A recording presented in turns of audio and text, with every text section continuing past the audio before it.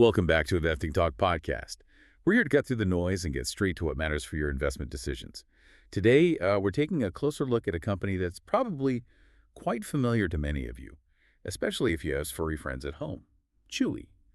The big question we're tackling today is Chewy a good time to buy now? We'll be sifting through the latest financial reports, market sentiment, and future prospects to give you a clear picture. Before we dive into Chewy's performance, if you're finding our discussions helpful, please take a moment to subscribe, like, and leave us a comment.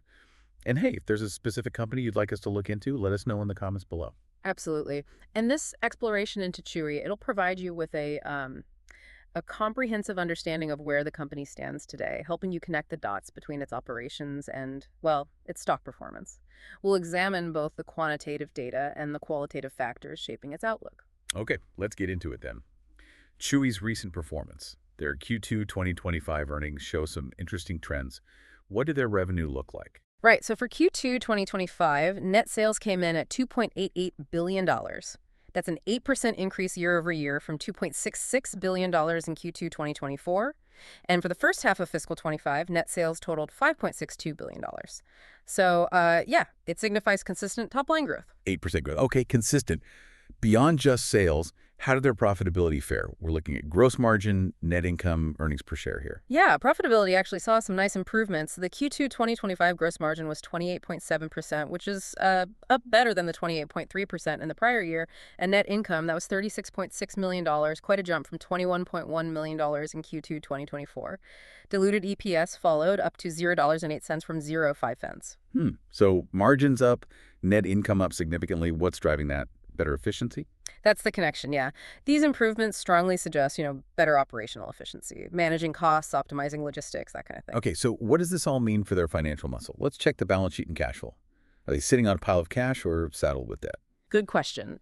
Looking at the balance sheet as of August 3rd, 2025, they had cash and cash equivalents of $739.6 million. Total assets were $2.5 billion. Total liabilities were $2.73 billion. Now, liabilities slightly higher than assets might make you pause, but here's the key thing. They have no outstanding borrowings on their $800 million asset-backed lending credit facility. Okay, zero borrowings on a big credit line. That sounds good. It is. It means they're funding things internally. And importantly, no outstanding long-term debt either. That significantly reduces financial risk, gives them flexibility. Right, no long-term debt is definitely a plus.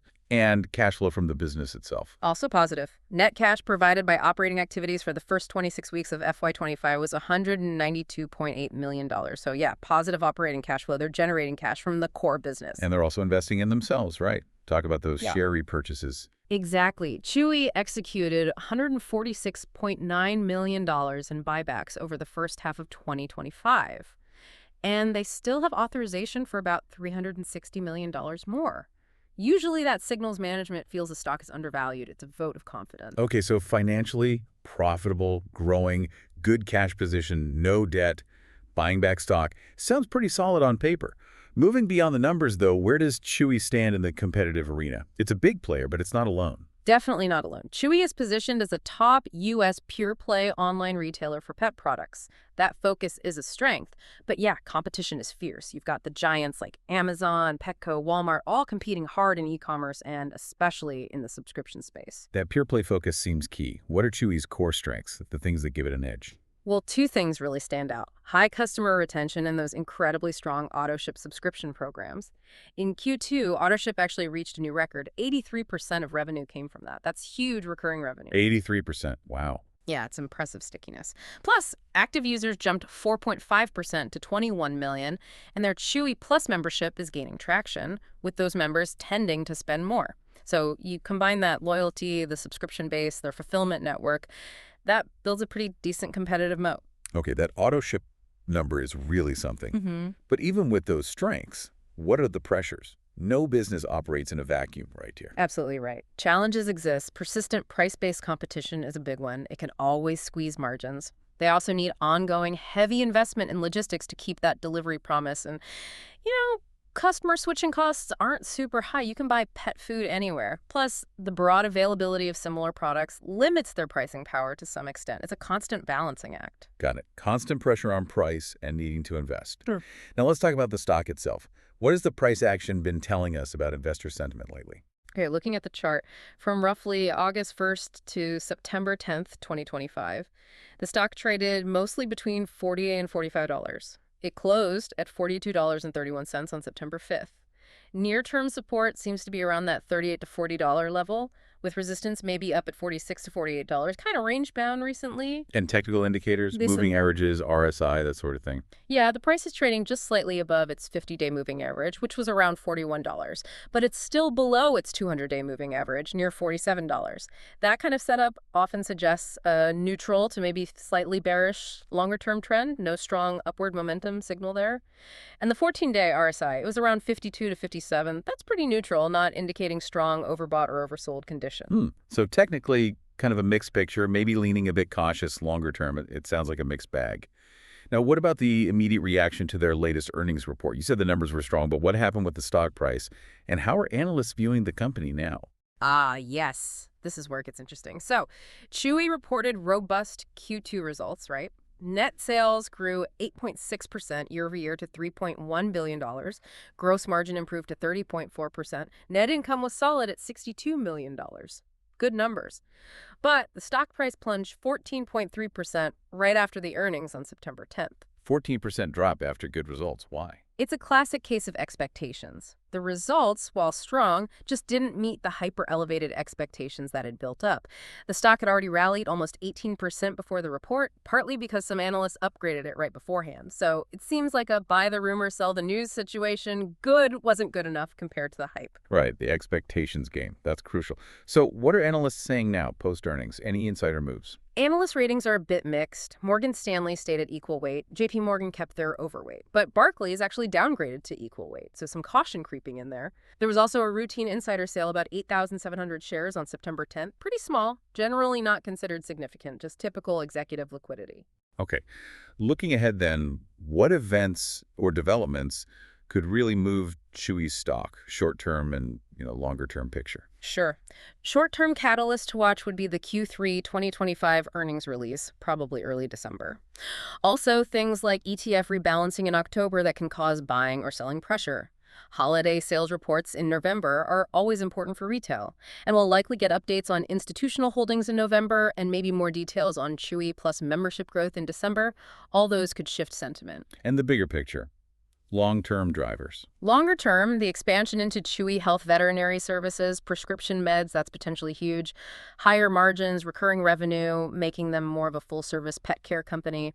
There's also always talk of potential M&A in the pet space, maybe international expansion down the road, though that's more speculative, and rumors of maybe a Chewy Plus premium tier, bundling more services like insurance. These are the kind of strategic moves that could really change the long-term story. Okay, those health and service expansions sound like key areas to watch. But every investment has risks.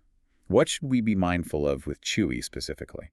Definitely. Stock-specific risks include that ongoing competitive pricing pressure. We talked about Amazon, Walmart. They aren't going away. There's also some customer concentration risk with that heavy reliance on auto ship.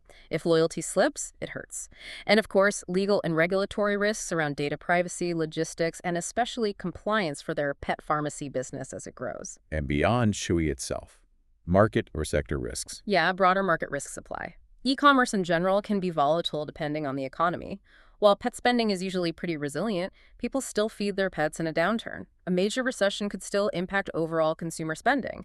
And there's ongoing expense, volatility freight costs, labor, logistics that affects everyone in the space and can impact margins. All right, so we've covered financials, market position, competition, stock action, catalysts, risks. Let's bring it all together. For you, the potential investor, what's the final verdict? Is Chewy a good time to buy now? Okay, weighing everything, we're giving Chewy an overall rating of 6.5 out of 10. 6.5 out of 10, okay. Here's the thinking.